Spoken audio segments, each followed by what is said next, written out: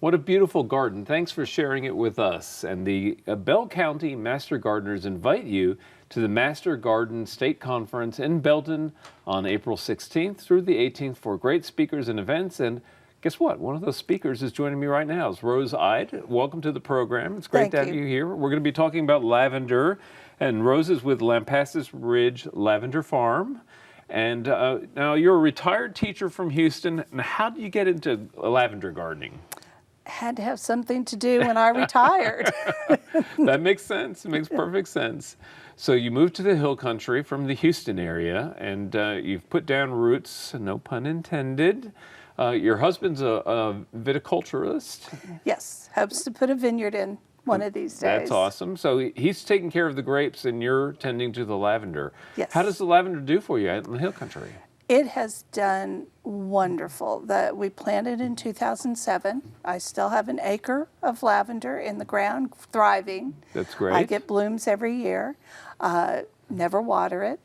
Just let the rain take care of it. And that nice caliche keeps it going. Well, you know, we joke about hill country soils with the lack thereof. But for lavender, that rocky caliche soil is actually quite good. I mean, you want quick draining rocky soil. Exactly. And you want that high pH on it. So Right. it's perfect. Really works out well. And for those people who've tried growing lavender and failed, usually it's because it's too much water, too much moisture, right? Yes, yes. I always get these stories from people, oh, I tried and it did well for a while and then it just died on me. And I'll say, well, where did you plant it? And they say, well, I put it in my flower bed next to my roses, or and I'll go, well, that probably you drowned it. Yeah, right. So it doesn't need a lot of finicky soil, nothing real special. The only time I've had real good continued success with it myself is when I planted it in granite sand, practically. Yes, yes, and there are lavender farms all over the country now, and those that don't aren't lucky enough to have the soil that we have, they often use granite sand, and will put that into their field or mound it up. Right. Well, that's what you do actually, is mound it up, and it's a real it's a great farming technique for lavender, but it's also a good tip for the homeowner, right? Yes. Even if your soil's good, mounding it is better. It doesn't like to have wet feet. So if you've mounded it up, even if we have a really heavy rain season that we kind of all are hoping for, right, your lavender will survive it. Right. So beware of monsoons, plant up and in raised beds. Yes, definitely. Now, the thing, lavender has that hold on people, even those of us who have occasionally failed at times to grow it well, because it's such an incredible aroma and such a beautiful, handsome plant. Let's talk about the many different uses of lavender, because this is why it's so popular and it's captured the imagination of so many people. The aroma of the plant itself is actually known to be therapeutic, right? For one, it definitely helps you relax. You can have a sachet, keep it under your pillow. Can't sleep, can't get rid of those thoughts of work. Just breathe in that lavender.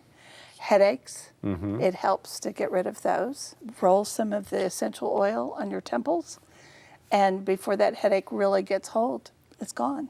That's pretty amazing stuff. Yes. All that coming from a plant that's beautiful in the garden, and it's and very colorful in the garden as well. In many different colors, right. depending on what variety of lavender you plant. Right. Well, you do a variety of different products with lavender. I want to highlight some of those. Now, it is also a culinary herb as well. Yes. And I'm holding here, this is sea salt with lavender in it. And I have to say, I think one of the most delicious scones I ever had was lemon peel and lavender scone. Doesn't that sound good? That sounds wonderful. Anyway, but this is sea salt and lavender, but you've brought with you a whole variety of different things, candles, lavender oil sprays, sachets, those kinds of things. It looks like you're having a lot of fun in your retirement. I am. I'm getting to do all those creative things I didn't have time to when I was dealing with discipline at a high school. That's the opposite of fun, it sounds. But so you're creating all these wonderful things. Where do you sell them?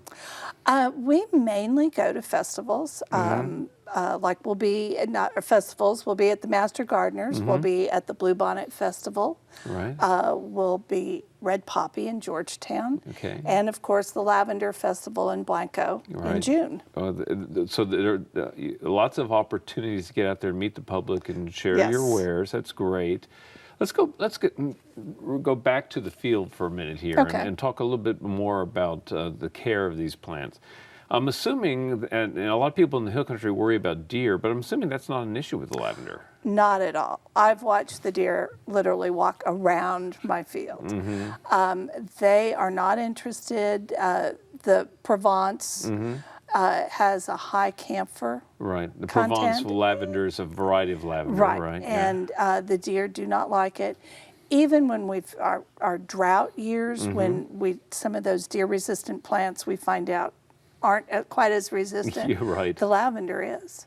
They do not like it at all. Well, that's very good news for hill country gardeners. Yes. And let's talk about just the care of them during the course of the year. They tend to bloom in cycles. Do you shear them back after each bloom? We do it once a year in October. Okay. Why October? Before we get cold, they're getting ready to go dormant, or Right. when they go dormant. And so we go ahead and do it in October, because the other time of the year that many people do their trimming is in the spring. And I'm just worried that I'm going to lose bloom if I do it in the spring. So Okay. I'm going to do it in October. Okay. And that's worked for us so far. There are a variety of different kinds people can choose to work with. We've mentioned the Provence variety, and that's the one that's your primary production plant, right? My field is half Provence and half Grosso.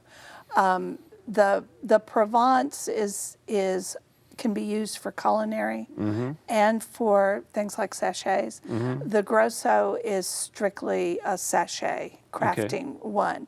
And then we're always experimenting with new varieties that come out. Well, speaking of new varieties, there's one right here. This is a new introduction that apparently is quite the buzz in the lavender world. It's called Yes. Phenomena, is that right? Phenomenal. Phenomenal, okay. Yes. Okay, Yes. and it is. why is it considered an improvement?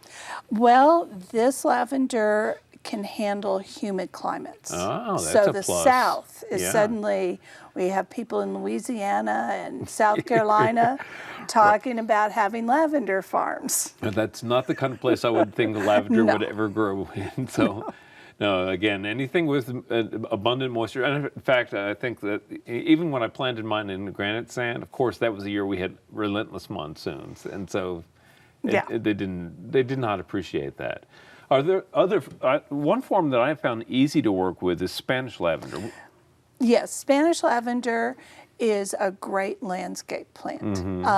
It really doesn't have, for me, the crafting uses. It's not as aromatic. Right, and it doesn't put out quite as many blooms as I get off my plants. Yeah, and that matters a lot. And Yes.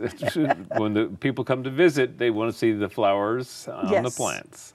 Yes, and pick some fresh lavender. Okay, and any special side dressings or fertilizer, real briefly? No, I don't. Perfect. What more could you ask for? Don't water it, don't fertilize it, just enjoy it. That's right. Well, Rose Eide, thank you so much for being our guest on Central Texas Gardener. It's been a pleasure visiting with you with the Lampasas Ridge Lavender Farm. Wish you well with that. Thank you so much. Oh, you're most welcome. And coming up next is our friend Daphne.